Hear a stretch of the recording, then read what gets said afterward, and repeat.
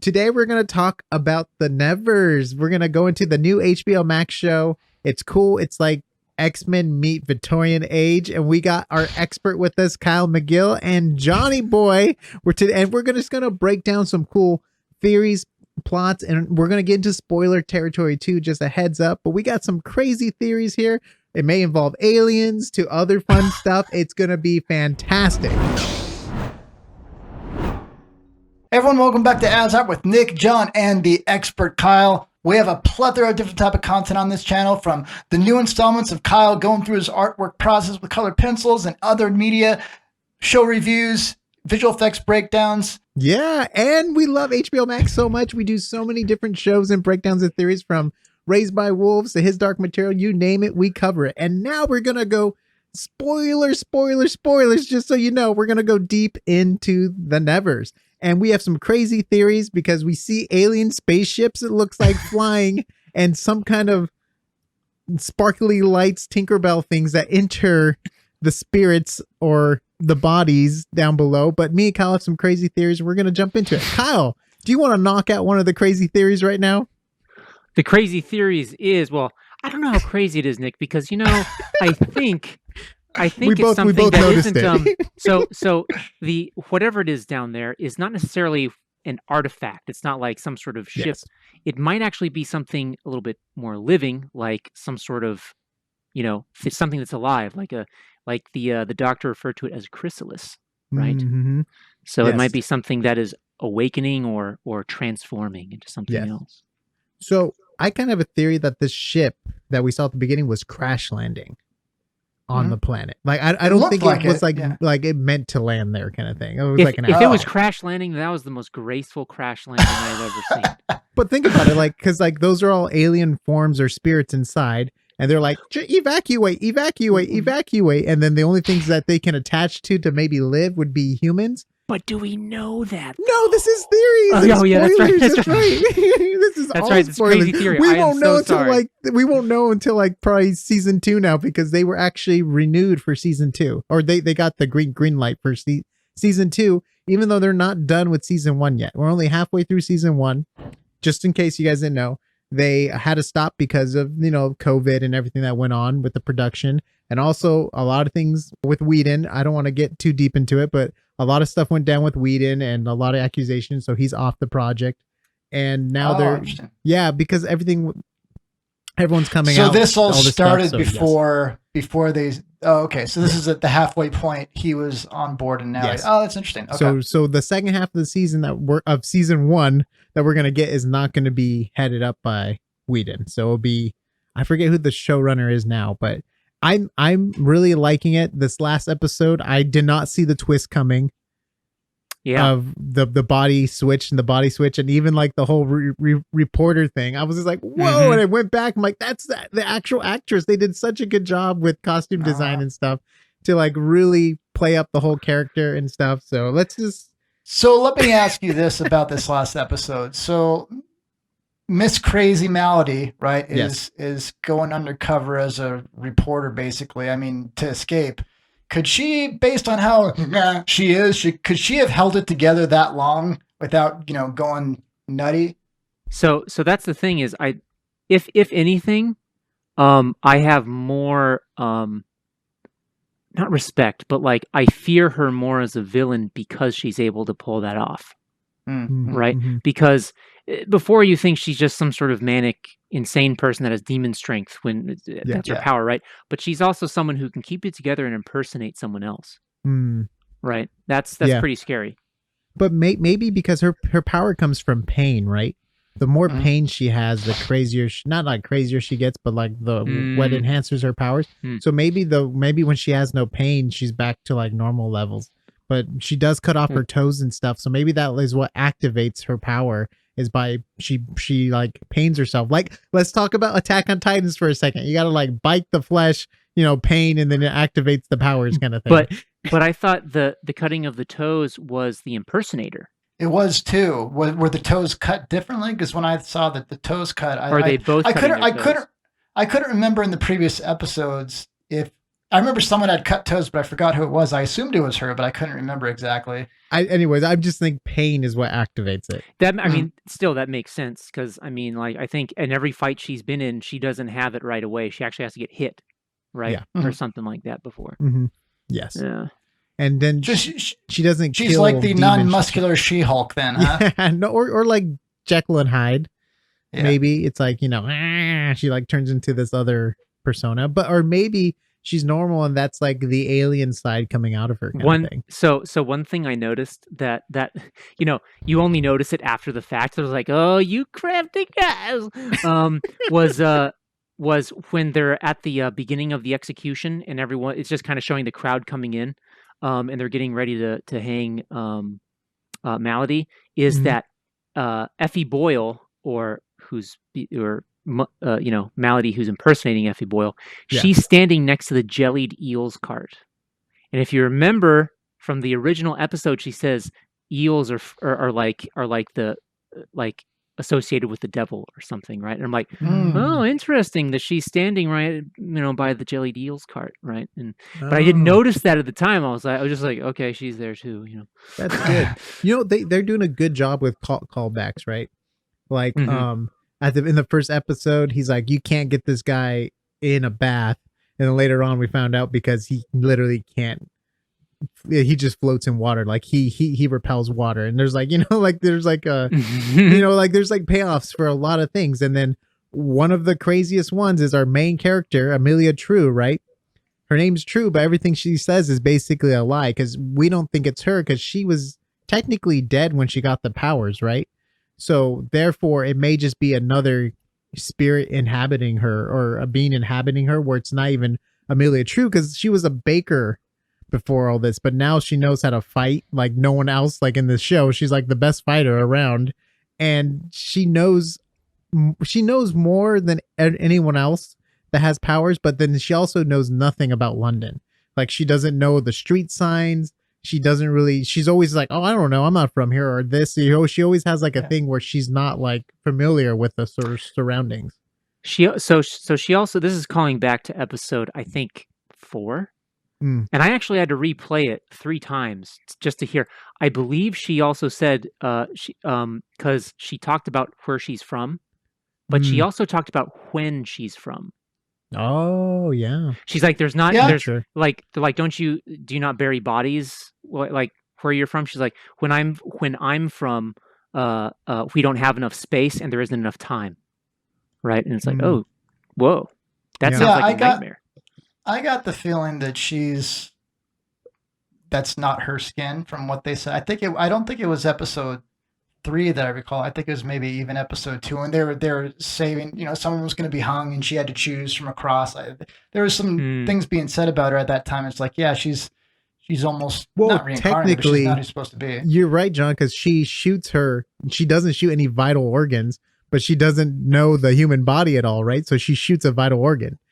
But she's like, no, I didn't hit a vital organ. Like, you definitely hit a vital organ. But then she's like, well, I don't know the human body. Or she says something in that lines like she doesn't know the human body. And then in the first episode in the carriage, when the king guy puts his knife up to her face or whatever, she said, this is not my face.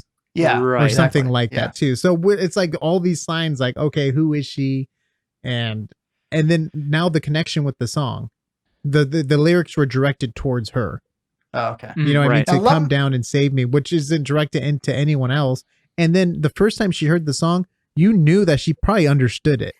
Because like the way the song affected her was completely different than everyone else, where everyone was like, oh, this is heavenly. Oh, this is wonderful. You could always tell like it pains her to hear this song kind of thing. So let me ask you this. So they've clearly made some strong hints here and there on she's not who she seems to be. Same thing with Maladie too, where you didn't even recognize me or things like that. Do you think they actually, in the show at this episode 1 stage, they even have an arc for who she actually is? Or do you think they're just going to make this up as they go from season to season? Because I got that for Westworld, which is a show that we've reviewed on here that we love, especially season 1. It just seems like we got renewed for season 3. We better think up some stuff to fit what we already have. Do you think they actually already have this arc of who she is and how they're getting there? Or do you think it's just like, let's throw out some odd, because the show Lost, I only saw season 1, but I heard that it got really weird. So it's clear they were kind of making it up as they were going. That's a great question. I mean, because I mean, we've seen productions before where they have thought about the end game or just like the progression for pretty far down the line, and then others further. It seems like they're making it up season for season, right? Yeah. And it's not based off of anything, right? This is an original idea. It's for all I can tell, it's an original, which is cool. Yeah. Right now we're always like, let's reference the comic book, or they're gonna, this is gonna happen with the boys because of the comic book, or this is gonna happen here because of the comic book. Like it's always like reference, or even Game of Thrones, right? This is gonna happen because of the book. You know what I mean? So I'm still holding out for a Netflix series of A Tale of Two Cities. That's just me. But keep holding out. You got this, Kyle. Let's go outside of the building with some signs. It's snowing here. Why do you want me to do that? That's very rude. So, Nick. I meant outside of the Netflix building, but it's fine. Yeah, whatever. So guys, this might be a little obscure scene because here. Everything else we do on this show makes complete sense. So I don't know if you guys noticed, but when we see the back of Penance put like washing up before the bird guy comes in. Sorry, I forgot his name. The bird guy. Yeah, the bird guy. Which is Alfred cool Hitchcock. Power. Never mind. Yeah. He just comes in like, hello. Yeah, no, it's such a cool power, right? Like a swallow. No, I'm kidding. Yeah. So sorry, I interrupted you.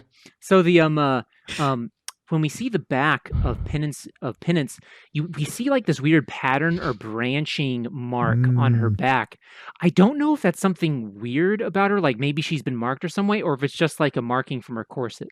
I thought she had been whipped or something, because I thought it was scars, but maybe it's when she found her electrical ability, it scorched her or something. I have no idea. Because technically, people who get struck by lightning and they survive, don't they almost have like a pattern on their body, which is do they really? electrical pattern? Yeah, it's pretty nuts. So maybe it's something like that. Maybe she got it from when she tried to that was before that. Never mind. I was thinking about when she hit like the power source and her hand was damaged or something. Hand, But I mean, maybe it was like from a bad experiment, or maybe it's like an insect alien bug that's slowly starting to take over her body or something. You know what? I'm going with that. No, but think about it. Okay, so what's the dude's name, Kyle? I know you just looked him up before we talked, but who was installing the phone line in his house? And he's like, what's so funny? We had homes to keep people out, but now we're letting everyone in with the phone lines, kind of thing. Oh yeah, Lord Massen. So in his basement, there's some kind of creature down there. Yeah. Right, and then like, remember when the guy with the phone wire was going down there, and then the lady's like, "Oh, that's nothing. It's just a dog or whatever she said." Yeah. But we know his daughter got touched. Yep. And she like collapsed right away. So it wasn't maybe a successful transfer of whatever or powers, but maybe she's looks like the form of what we're gonna see inside the orb or something like that. Maybe she's already transformed, and that's why he's so against. Yeah. I get the distinction that especially from that scene when we see her collapse, that that child was probably the only source of joy in his life. Like, I don't know, just from his reaction, I'm like, it's true, this guy is like probably like a hard-nosed son bitch, but that daughter of his is the only thing that's keeping him gold, and then she's taken from him in some way, and now he's. And then the lady that owns the orphanage, yes, don't remember her name, but she doesn't have she doesn't have powers, right? Or she doesn't have like any abilities. As far as we know, she does not. I think she's looking for a cure, right? To like, because she sees it as like a sickness, maybe what's happening. But it's weird because like she's supporting the people that like capture people to make them work in the mines, and then she also has like the school of Xavier's students. She's simply another character that has ulterior motives, and her name is Lavinia Bidlow. Yes, thank you. Yes. So, do you think when that egg or that crystal cracks, do you think there'll be more powers that are dispersed?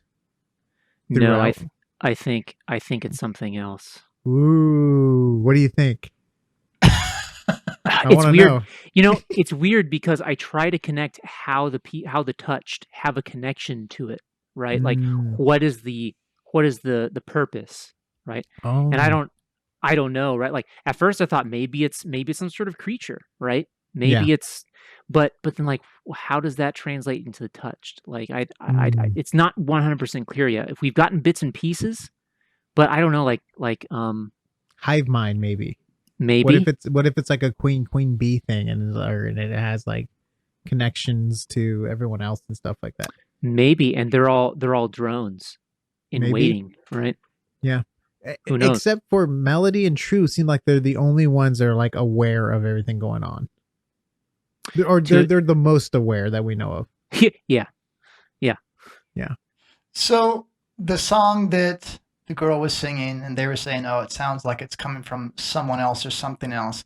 Do you think that's coming from that big orb down there? Or do you think some of the people that they've basically done lobotomies on that are kind of mindless? Because we saw the one girl levitate the thing, which makes me think that in some very low level, they still have their powers, and is someone that's just down there kind of mindless, still communicating, and somehow got in her song and said, it was something along the lines of, you can save us or something like that. I forgot what the song was, but. So I would say that it is actually the, whatever it is, the ship, the orb or whatever. I would say it's that speaking through Mary, right? Who's the songstress gal. As far as the person, because I noticed that too, the one that levitates the bucket, the one we kind of followed from before.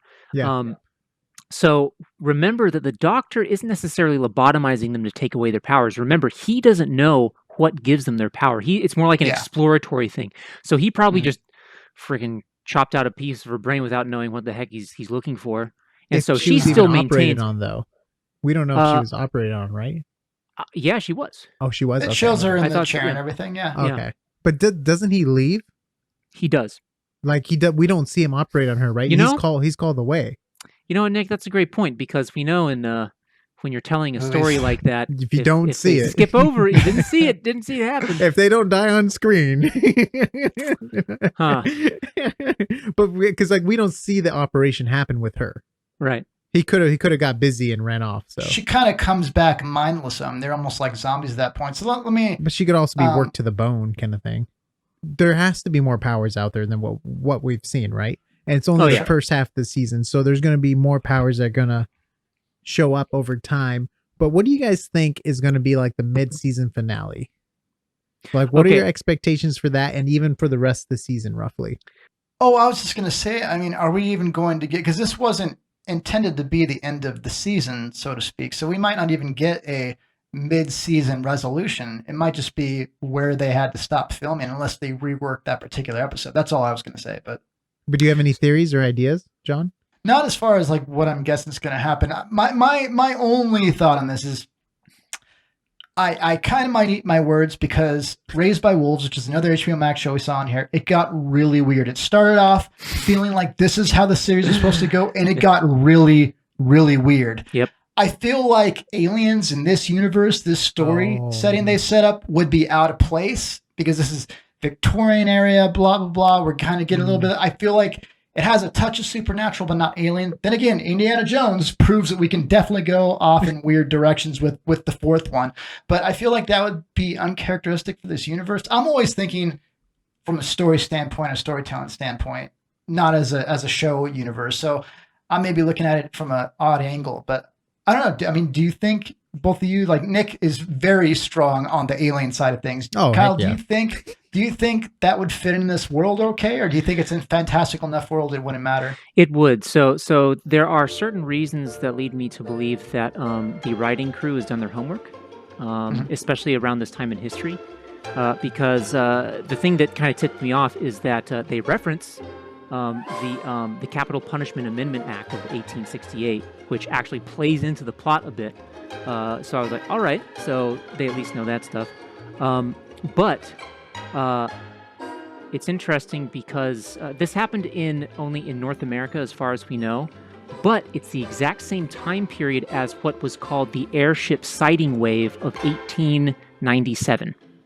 Okay, this is where in parts of the western United States and increasingly on the east side of the United States as well, where weird airships were sighted in the sky by people, and they didn't know what they were because they looked quote unquote larger than anything constructed in the world that was capable of flight like that.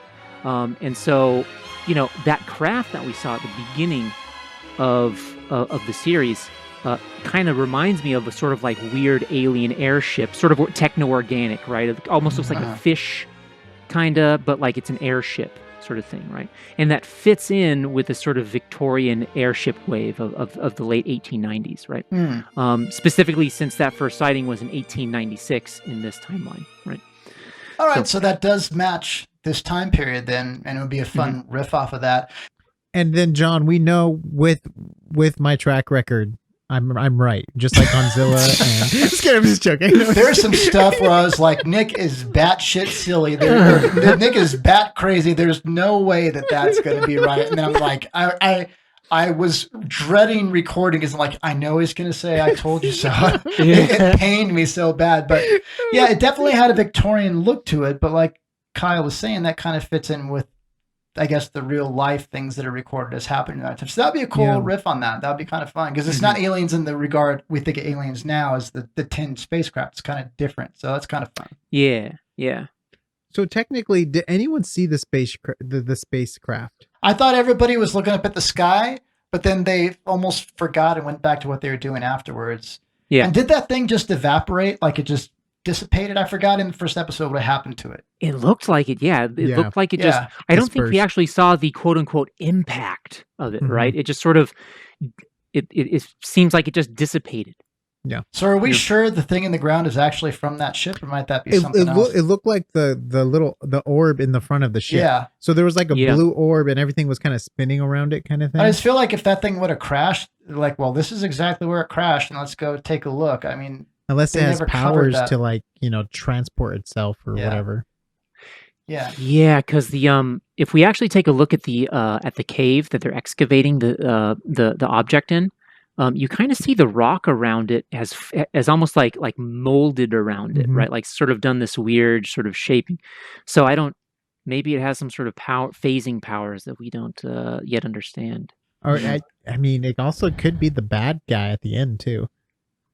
Because it could be like bad guy at the I'm end. just saying like the overall like villain could be this being, because it looks like it's almost starting to spread out into the ground and like whatever if it multiplies or does its root system or whatever it does to kind of spread out throughout the world or take over the planet. Maybe it's its way of like what's that comic book? Is it Ego, the living planet from Marvel? He goes to other planets and he like absorbs, he leaves a pod there so he can absorb the planet later or something. Is that from Guardians of the Galaxy too? Yeah, is that Guardians of the Galaxy? Okay, yeah, Guardians of the Galaxy are thinking, or Galactus, right? He goes and he feeds off planets for power. So I don't know if this is like I don't know. I know this is going like super far into like Marvel stuff, but the reason why I think Marvel, because I think X-Men when I see this show. We can also disambiguate it from Marvel, so it could be an interstellar or intergalactic life form that its primary form of feeding is by harvesting either the biota or energy of a planet's core. Or maybe like the life forms of a planet, right? And then moves on to the next one by spreading more spores out into the thing. But I don't know. It looks like that airship was intelligently designed. It doesn't look like a more organic looking seed pod. So that would be kind of weird. So you're saying this is the planet from Raised by Wolves. So Raised by Wolves is the future of this kind of Well, it looked like what you would think of a Victorian era Zeppelin almost. It kind of had that look to it. And so Nick and Kyle seem like they're going a little bit further out, like outside sources. I think it would be interesting, and we're just projecting what we think. Sure. I mean, we have no idea knowing. I think it would be funner for the story to find out where it came from, but it's within this natural world we're in. Just because it seemed constructed to me, but you know what? Raised by Wolves, I thought, this is grounded in what they're planning on doing, and it got weird. And then, all these other ones, like, HBO definitely doesn't shy away from taking strong turns in a different direction, which is good. Yeah, like I think you're right, John. It is true that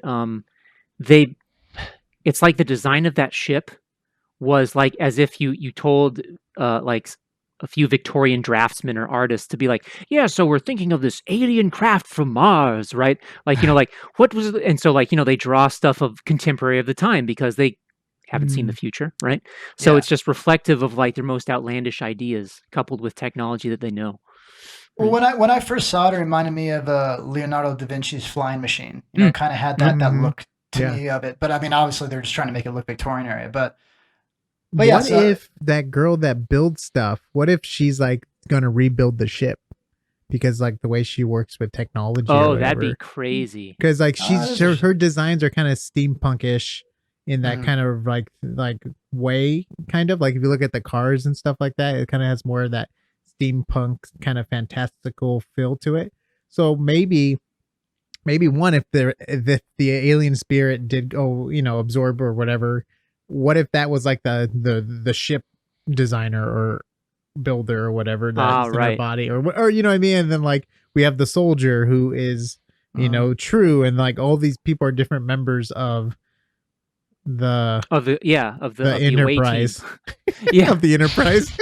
So actually to answer your original question, John, I think for the 6th episode, we're going to at least get a conclusion as to what happened with True's side of the plan, right? Because they branched off and all we know is they went in and they came back beat to hell, right? I thought the drill that they were going to activate, where the lever just kind of fell haphazardly, I thought that was so she and her crew could get down there and look at the thing. What was that for then?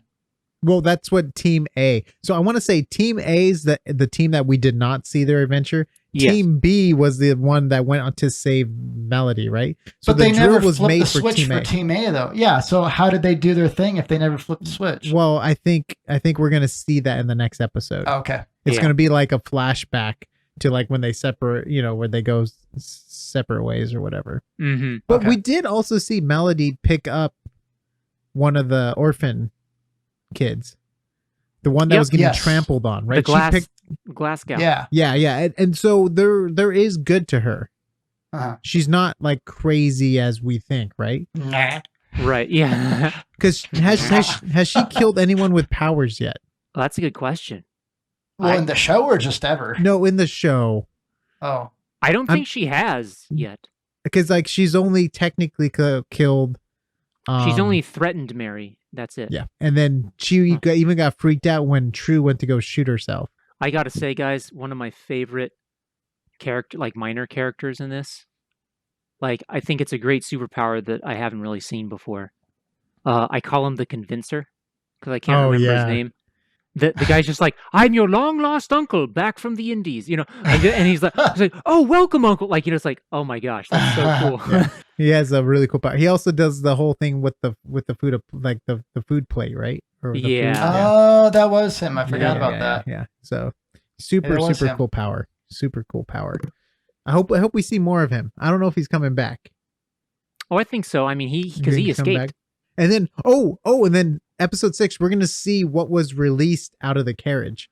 It was like a hot air balloon that started to come out. So which will probably pin them as the ones that tried. So the orphanage is going to be in trouble because they're going to be like, you guys tried to save her, kind of thing. So I thought that was the drill. I thought that started the drill. So that's why I was confused. I thought Team A couldn't start their thing until that thing was flipped. So okay, I was completely confused. Yeah.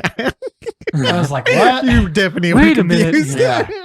Were you watching what show were you watching? I'm just kidding. So we don't know what that balloon was for then. No, I guess we're gonna find out. But I'm guessing it was a hot air balloon for their team to escape. I almost wish they won't explain it, and we're just left scratching our heads. Yeah, that's one thing I was gonna say about whatever was on. What's her name? The girl that you saw the things on her back. Penance. Yeah, that's one thing I was kind of hoping about. Certain things in the show they don't explain as Penance when she had the. We don't know if it was scars or it was some type, from her electrical power. Sometimes I like it when we don't get explanations. And that could just be them presenting something that they'll decide later on down the road if they want to explain or not. But sometimes I did not want to know it was midichlorians. I just wanted to believe in the Force. All right. So sometimes it's good when you don't get explanations. Yeah. But the pacing of the show is slow. we're not getting a lot of information every episode. Yeah. It's not like, Which you is know, fine. heavy amount of like, oh my gosh, oh my gosh, oh my gosh. Right. So I'm super excited for the next episode. If you guys enjoyed this episode, if you guys have better theories than me and Kyle, I mean, expert Kyle and awesome John, if you have better spoilers than them and theories, let us know down below how wrong we are. Do you think it's an alien in the basement? Do you think their powers are coming from the sky? Or, you know, let us know. We want to know how wrong we are. And if you know that this was an existing story, let us know where it came from. We're assuming it's an original story I think and it is, everything yeah. like that. But I think it is. But if you do know something, that'd be fun to know. Or if you think it's maybe a riff off of an existing story, or you've read something somewhat similar. So yes, I have a question to pose to everyone. I haven't heard it asked yet. What is up with the Doctor and Lady True? Because if I remember correctly, at the first episode, we established the Doctor has a family. Mhm. And yet here he is eating out Lady True. So, and yeah, I'm like, no, it's very all right. true. Yeah. So, and then what's up with that? And then they all knew each other. Maladie, the Doctor, and True all knew each other, right? They did? Yeah, because think about it. Like remember when Maladie had the Doctor fix her up in the carriage? He was a doctor at the place she was at. So something happened between True wanting to kill herself or something like that. There's something that happened during that whole thing where the three of them know each other. But they don't recognize each other at the beginning either. They have to realize, oh, this is such and such and such. So it seems to me, that's why I keep thinking they're not in their actual original skin or something like that. It seems like they're different than they were before. But yeah, you're right though, for sure. Yeah, they all know each other, which is weird. But he left his wife. I thought because I remember he said that he was confessing to someone how he had a regret. I think he was talking to True. He's saying like, yeah, you know, I'm never gonna have that regret to where you were almost. I never told her about my biggest mistake or something like that. And, you know, he was referring to True. Yeah. So, yeah. You remember that? Or am I just making stuff up? No. I don't remember that. But that's also when Kyle's favorite superpower comes into play. He's like, he's like, this is my carriage. He's like, no, it's not. He's like, oh, right. I can't remember when the GALANTHI name popped up when it was first revealed. I'll tell you. Right. When was it? Okay, it was when remember when the girl left the brothel? Yes. Okay, and remember when she came in and she needed a place to stay and she was talking to True? And True was just like opening up. She was just like talking, and then she said, and she like stops halfway through saying it. And then she like, wait a minute, hold on. What's your power kind of thing? And then that's when she told her to cut it out and stuff like that. Right, but that name is cut off midway. Like when do they fully? Because they started all of a sudden they just start saying GALANTHI. At least from what I perceive, right? Like maybe I don't know. It's been eating at me. And then the last thing was thing I got to a meal. The last thing was I think one of the great there was a great line this past episode. And it's something Penance said when she was talking to True. Well, what about forgiveness? Forgiveness still exists in the world, or did we come up with a cure? Or was kindness just germs all along? I'm like, wow, that's sad. Mm-hmm. It is. And she's very religious, her character. She is, yeah. Mm-hmm. Also, she in a way, like, I feel that she represents like the idealism and hope of like the late 19th century, like just in regards to like the technological advancement of the time, and like especially with her powers and seeing and harnessing electricity, which is like the new hotness. What are you talking about? That's still the new hotness for me right now. Electricity, yeah. Electricity is the greatest game in town, man. Yeah, so I'm hoping she's gonna have a big part to play.